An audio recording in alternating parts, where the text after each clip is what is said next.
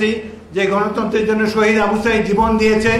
এই তত্ত্বাবধায়ক সরকার এসে ইন্টারিম গভর্নমেন্ট এসে বোধহয় সাথে সাথে গণতান্ত্রিক ব্যবস্থা চালু করবে, কিন্তু তারা নির্বাচন দিতে খালি গড়িমসি করে।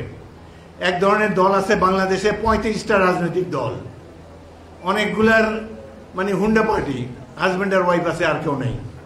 দুই একটা আছে সিএনজি পার্টি, 3 জন বসতে পারে, হাজব্যান্ড ওয়াইফ আর পোলা একটা আছে। এই 3 জনে মিলে তাদের দল। এরা এসে খালি ভাষণ দেয়, সংস্কারের কথা বলে, এটা বলে ওইটা বলে। এই সমাজ কমিটিতে আমি একজন নেতাকে জানি, আমাদের দল ভুক্তে আর কি, বিয়ে দিয়ে দেয়, সে তার ওয়াইফকে নিয়ে আসে, দলে আর কোনো লোক নাই। কিন্তু যাই হোক, এখন ভালো, তারা তো অন্তত সৎ পথে আছে। এরা নানা রকমের বুদ্ধি দেয়। এটা দেখে যারা উপদেষ্টা হয়েছে তারা কিছু কিছু মনে করেন উপদেষ্টা তো অনেক আরাম, ইলেকট্রিসিটি ফ্রি, সবকিছু ফ্রি, গাড়ি নিয়ে আসে, এ নিয়ে আসে, টাকা পয়সা বানাইতে চাইলে সেখানেও সুযোগ আছে। ছাত্র 2টাকে বানাইছে, তাদের সম্বন্ধে এরা অনেক সংগ্রাম করেছে, কিন্তু তাদেরও দ্রুত তারা আত্মসমর্পণ করেছে দুর্নীতির কাছে। এরা তো আমাদের নাতির বয়সী।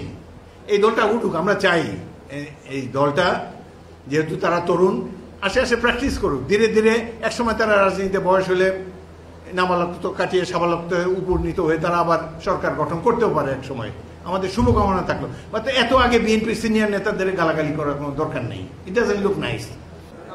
কোনো সংকট আমি দেখছি না। প্রত্যেক রাজনৈতিক দলের প্রতি আমার শুভকামনা রইল। কোনো রাজনৈতিক দলের প্রতি বিএনপির বিদ্বেষ নেই। আমরা তো বড় ভাইরে ভাই, সবচেয়ে বড় রাজনৈতিক দল।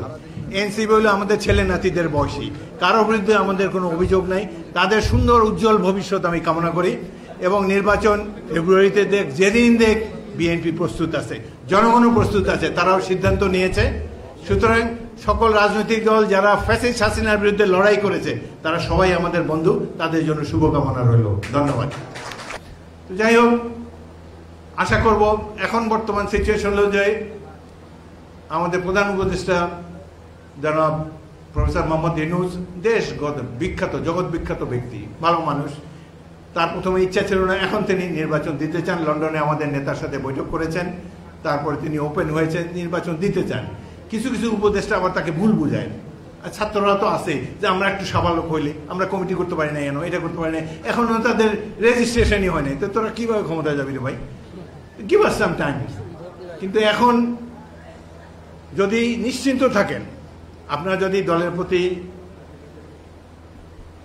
অনুরক্ত থাকেন, আপনারা যদি ঐক্যবদ্ধ থাকেন, ইনশাআল্লাহ বিএনপি রাষ্ট্র ক্ষমতায় যাবে, এবং জিয়াউর রহমানের স্বপ্নকে স্বাধীন বাংলাদেশ, গণতান্ত্রিক বাংলাদেশ নির্মাণের জন্য আমরা সর্বশক্তি নিয়োগ করব।